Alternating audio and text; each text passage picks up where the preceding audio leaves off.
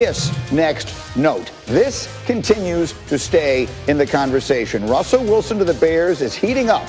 Chicago, one of the 4 teams listed on Wilson's trade destinations. The Bears expect to make this a priority. Here was Jeremy Fowler with his thoughts yesterday. The expectation league-wide is that Chicago is going to try to take a big swing here to get Russell. Now, Seattle has given no clear indication that they're going to trade him. Russell Wilson himself still does not expect to be traded, but Chicago's going to at least try to make that change and put together a package. That's what most people around the league do expect.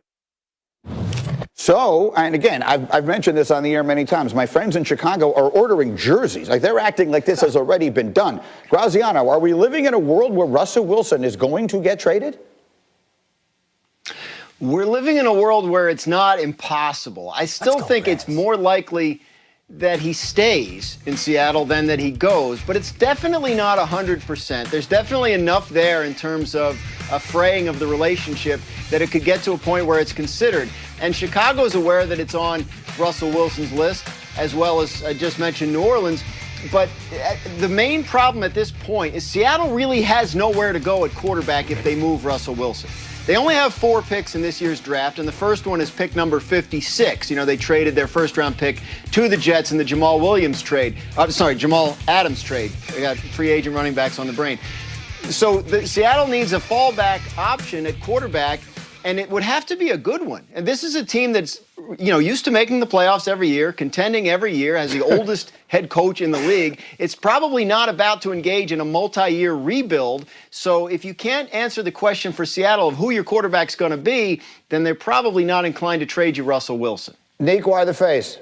I mean, my mind is just blown. Like, if you would have told me that Seattle would even be considering that Russell Wilson is possibly leaving and that the only reason why he's not going is because they don't have a proper backup plan, that is crazy to me. I can't imagine what Russell must be doing or saying in that building to be one of the top 2, 3, 4 quarterbacks in NFL, and them to be considering or talking about or saying all we need is a backup plan. Like, this is mind-blowing to me, and no one could have convinced me that this was a possibility at any point in the last several months until we had Schefter come on here and say that there are some people in the organization that might want to move on from it. It's just crazy to me, Greeny, that's all. It is. I mean, it's stunning, and yet it seems to be out there, and it's going to be hard to make a deal, but Dan Orlovsky has been in the lab, and he's figured it out. Go ahead, Dan. You tell us how they're going to make this deal. Get the shallow and narrow-minded people out here. Okay, first of all, stop thinking it's just Chicago and Seattle involved.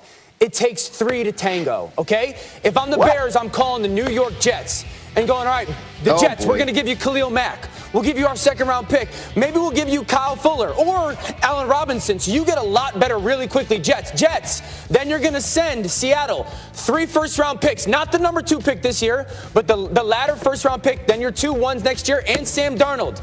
There you go, Seattle. Seattle, send Russell Wilson to Chicago. So Seattle gets a young quarterback, also 3 first-round picks to work with if they want to move up and go get somebody else this year. Chicago answers their desperate question. Who's going to play quarterback? You've had a great defense for like 30 years. It hasn't given you anything. And the Jets get 2 really, really, really good players and also another pick. So they still can get their quarterback this year, and they get a bunch of picks still moving forward, also with plays. You got to stop thinking it's just Chicago and Seattle. We got to get creative and courageous, Ryan Pace, with how we're going to make this happen. Come on, Dom. Come on, Dom. I love the creativity, but I couldn't keep up with the deal after you said it takes 3 to tango. I'm pretty sure the idiom is it takes 2 to tango. You don't just have to make your own stuff up. You got to open up your mind, I don't know what you guys are into in the Orlovsky house, but in the Foxworth house, 2 tango. 2 tango. It takes 3 to dance. Danny, rent the movie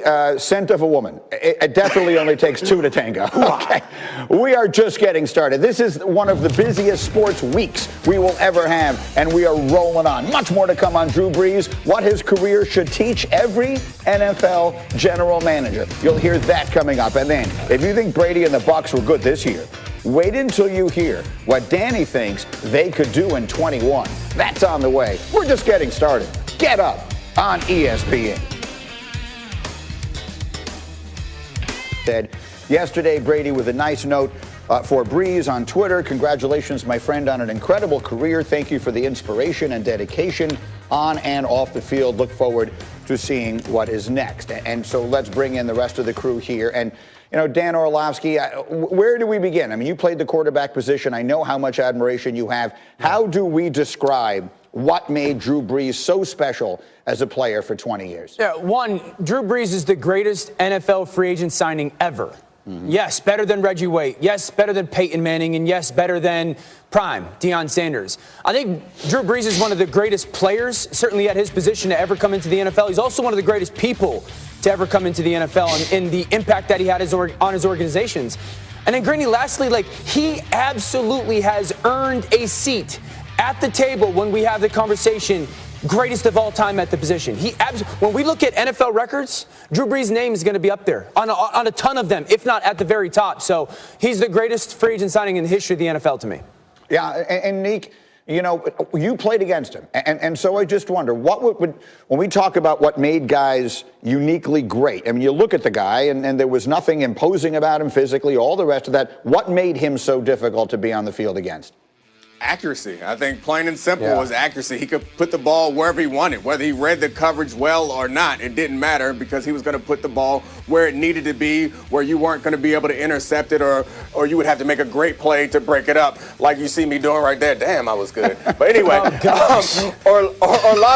Orlovsky set me up for a lot of great arguments there, talking about greatest of all time. I think it's unfair. I'm not going to take the bait. I'm going to use this moment to praise Drew Brees and not argue with Dan, because Dan was saying some wild stuff, but Drew Brees is a phenomenal quarterback, incredibly accurate, and one of the things that made his career so impressive, I think in my view, is the lows that he reached. He got so low at one point when I played in that game when his shoulder got torn up in San Diego, and there weren't a lot of options. There weren't a lot of teams that wanted Drew Brees. It seemed like he was going to be a draft bust. But he went from that to having one of the best careers we've ever seen in the history of the NFL. So that is part of the reason why I appreciate Drew Brees' career. That and also him being a willing spokesperson for the Players Association, something that a lot of quarterbacks don't do. So Drew Brees has been a great player and a great person in the NFL. Yeah, he was a leader in that regard. I saw some notes from Jamora Smith posting those yesterday. And we can start getting into some of these debates in a little bit. But just to sort of finish it here on this for the moment, and we'll have much more on Drew as the day goes on. Graziano, Shefty touched on it briefly. People across the sports spectrum yesterday will see the note that Taysom Hill signed a $140 million contract with the Saints. And I think most people will say, wait, what? Explain why that is not in any way what it is people think it is. If the contract voids automatically after this year, then it really doesn't matter what the figures are on the remaining 4 years. They could have made it a 4-year, $5 million deal or a 4-year, $11 trillion deal. Like, it doesn't, they're just making up numbers here. So what you have is a situation where you have to be able to defray the signing bonus over a period of 5 years for salary cap purposes, but you can only do that if the contract has 5 years left on it. So they add these 4 fake years. If it voids after this season, the remaining signing bonus hits next year's cap. That's a little quick salary cap math. But yes, to Adam's point, they will still try and bring in Jameis Winston on a deal that makes sense for them as a, probably an incentive-laden deal that if he becomes the starter, carries a lot more, maybe similar to what the Patriots did with Cam Newton last week. And they are well aware that they're on Russell Wilson's list, so they're not going to try and make any deals that lock them in and prevent them from getting into that if they ultimately do end up having a chance to make a play for Wilson.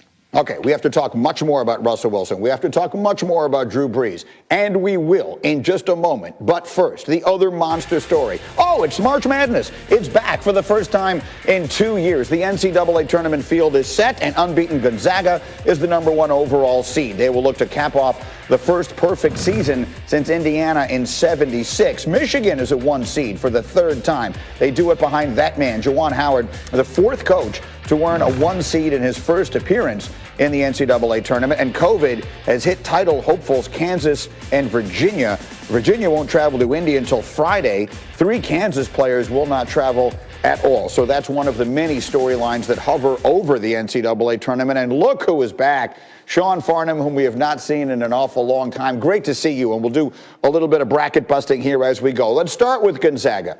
They have a chance to do something we haven't seen in a really long time. What chance do you give them to run the table?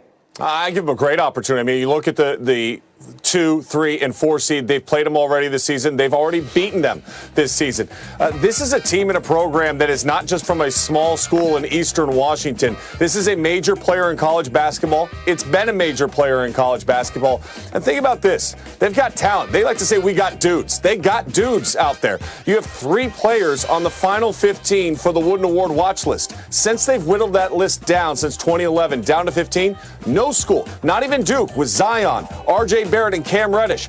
Never have you seen a school with 3 players on the top 15 list until this year with the Gonzaga Bulldogs. They're ultra efficient at the offensive end of the floor. They rank in the top 10 in adjusted offense and defensive efficiency, which has been the makeup of 5 out of the last 10 national champions. Yeah, so to the message here to people who've not been paying close attention, Gonzaga is legit. They are that good, and they are. Grady, let me just tell you like this. Yeah. They're becoming the Duke of the West Coast. And while Coach K continues to get up in years, and yes, they missed this year's tournament, you look at what Mark Few has done already. He's the active leader in winning percentage as a head coach. And year in and year out, they've got pros, and they're ranked in the top 5. All they're missing is a national championship and a great opportunity to get one this year. Yeah, and it would be 32-0 if they do it. That is what Indiana was in 1976. Okay, so as folks are starting to look at their bracket, give me a team seeded 5 or lower that people should be considering to make a really significant run. Okay, listen, it pains me to say this because of where I went to school. I'm going with USC. The Trojans, yeah, they lost in the semifinals to Colorado in what was a great game in the Pac-12 tournament, but USC's got a ton of length. They're the tallest team in all of college basketball, and the matchups are really good for them. You look at a potential second-round matchup against Kansas. You're talking about Evan Mobley, Isaiah Mobley, Taj Edey. Taj Edey's been probably the biggest key. Because he can make shots from the outside. But this is an elite-level defensive team that's really hard to prepare for because of the length that they have underneath. And the skill set that they bring, I think they can make it all the way to the Sweet 16. To the Elite 8, excuse me. I have them all the way in the Elite 8 in my bracket. And I think that the only thing that could prohibit them from getting there is at times their guard play is questionable. Meaning that they'll turn the ball over too much, they'll take some poor shots, and they don't get the ball to Evan Mobley as much as I would like to see. Okay, so USC is a team to keep an eye on. Again, that pains him because he went to UCLA, who's playing in one of the early games. They don't like it when I call it. We're in a playing game against Michigan State. I don't know what's going on there, Grady. They don't like it when I say play-in games. I was trying to remember what they call it, but that's what everyone calls it. First 4, whatever you want to call it. Thank you. Okay, so that's the first 4. Let's talk about the final 4. Who will be the last 4 standing at the end in Indianapolis? Sean Farnham. Well, I looked at my brackets last night, and I have Gonzaga taking on Texas. Texas coming off of winning the Big 12 tournament championship. You look at Michigan without Isaiah Livers.